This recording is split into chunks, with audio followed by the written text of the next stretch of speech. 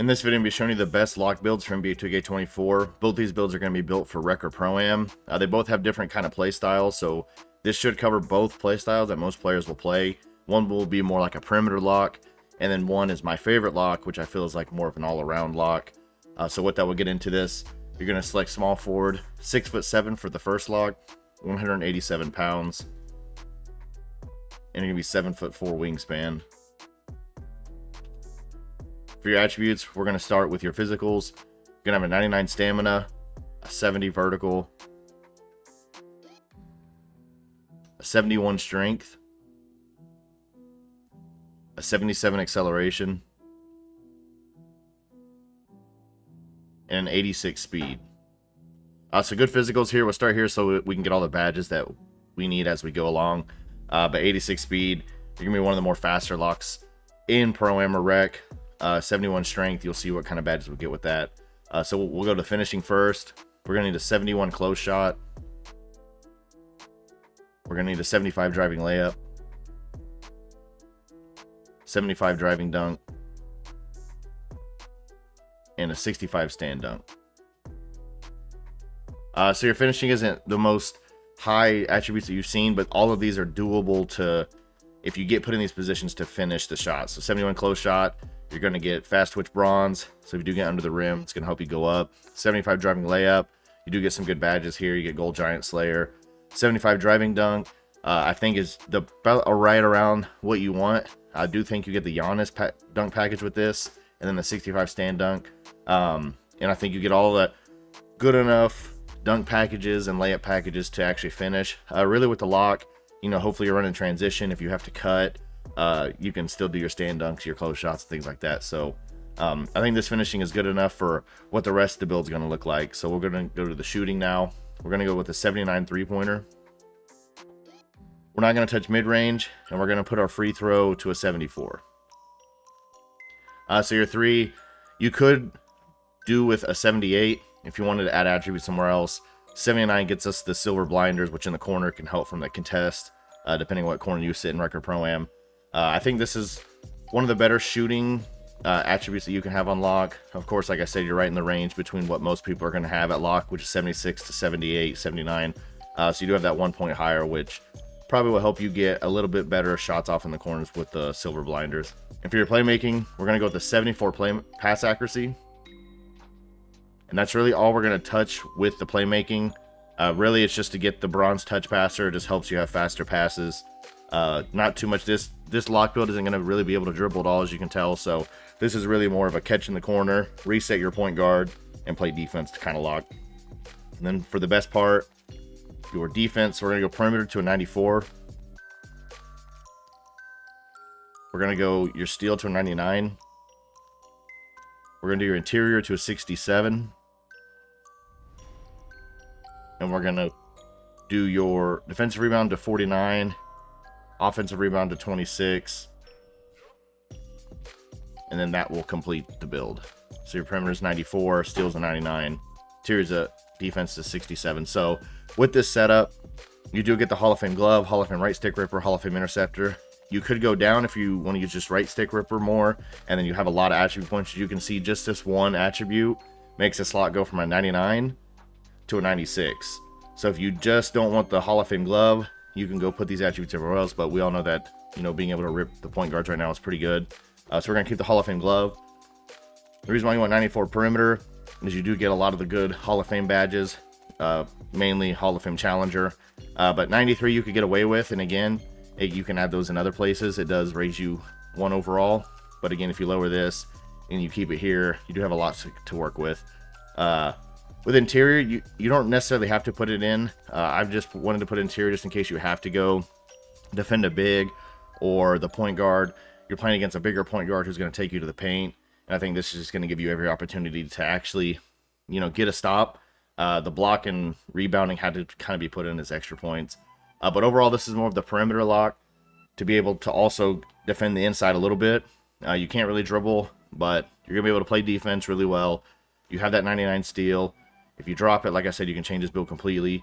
You have great physicals, and you have good shooting. So I think this is around a good perimeter lock. And so with that, we're going to look at the shades of and see what they name this build, and then I'm going to show you the best lock that I think is in NBA 2K24 to play any mode, and I think it's just the all-around best version of the lockdown build. So this one is called a 3-and-D threat. So for the best lock, you're going to go 6'8", 188 pounds, and you're going to go 7'6" wingspan. And what I mean by best lock for me is I think this is tailored to play a lot of different things in Rec and ProAm. I think you can kind of slide in to play power forward. You're going to be able to stop a lot of those types of things. You're going to be able to, and what I mean by best lock is I think that this play style is going to fit a lot more people, and you'll be able to maneuver around on defense a little bit more. I do think you could slide in and play power forward if you needed to. It's not tailored 100% to doing that. You're going to be able to actually move around a little bit, and again, you can lower some of those attributes, but we'll get into it, and I'll kind of show you what I mean. So we're going to go with the physicals: a 99 stamina,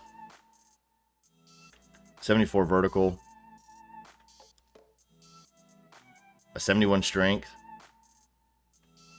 a 77 acceleration, and an 83 speed.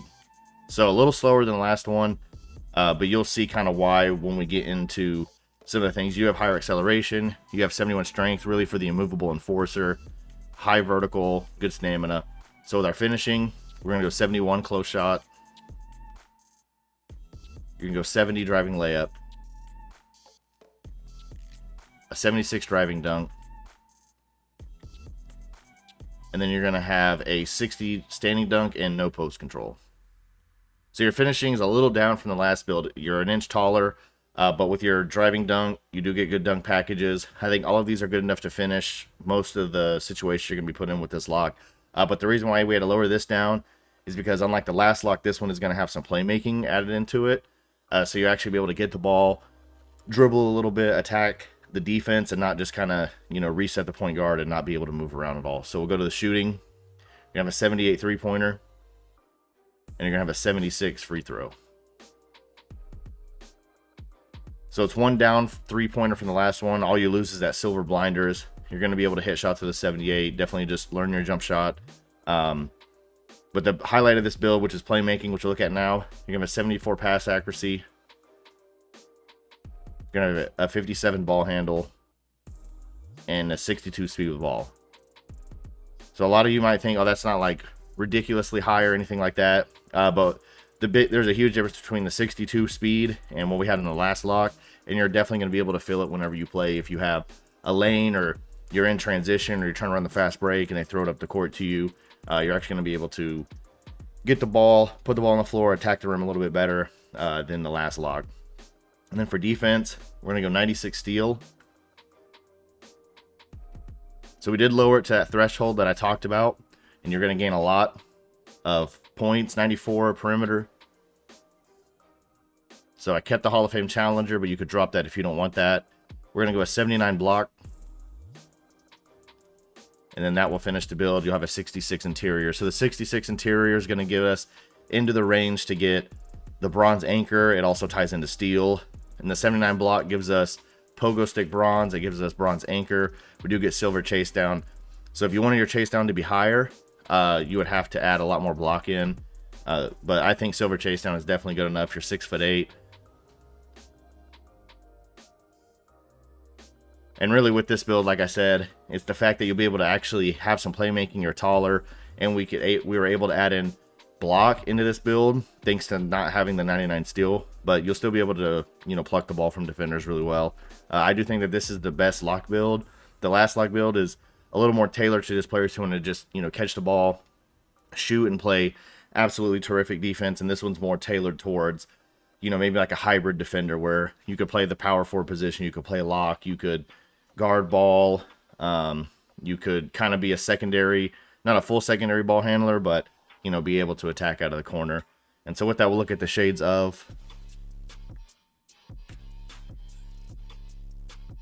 So 3 pretty good players. We got Jimmy Butler on there, Ron Artest, and this build is going to be called a 3-and-D threat.